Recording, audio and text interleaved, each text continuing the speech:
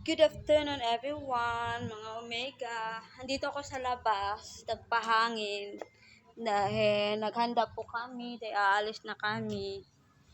So, salamat Ma'am Bing, Evelyn Arnaiz, sa pagpasyal sa amin sa Padre Pio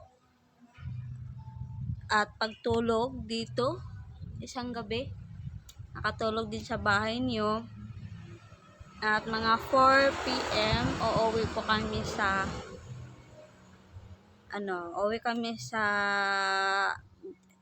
kung saan kami nakatira.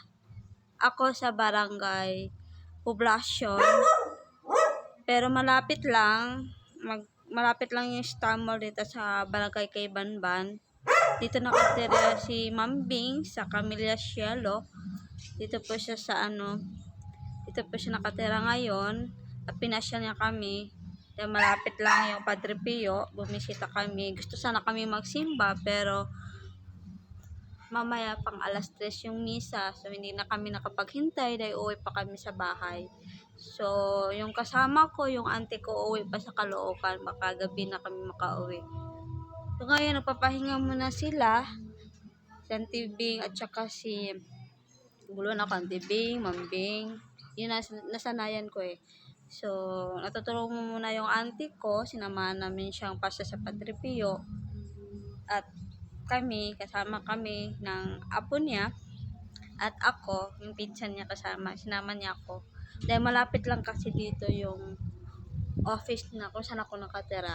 Din sa City Hall.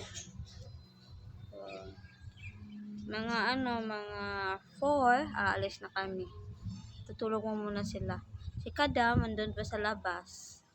At dito lumabas lang ako para lang makapag-picture at So, first time kong nakapunta doon sa Padre Pio, pero hindi kami nakapasyal may sinasabis lang, binanggit na Paradise Tree Farm. Paano ba yun? Basta hindi kami pumunta doon dahil yung daan nila, yung paakyat at pababa. So, nahihirapan yung e-bike ko. Baka ma-flat kaya doon na lang kami pumunta sa Padre Pio na kung saan nakatayo si Padre Pio. So, ngayon, hindi pa ulan. Kaya umulan kanina, ngayon hindi. Papahangin mo natin sa labas.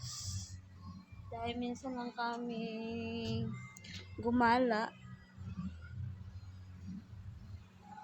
Kaya, i-enjoy ko na lang. Alam ko namang may dami pa akong mga dumi doon, nilalabhan ko. Naglaba ko pag uwi ko kung may oras. Kung hindi, next week ko na lang lalabhan Sabado. Next Sabado ko na siya, or next Sunday ko na siya labhan.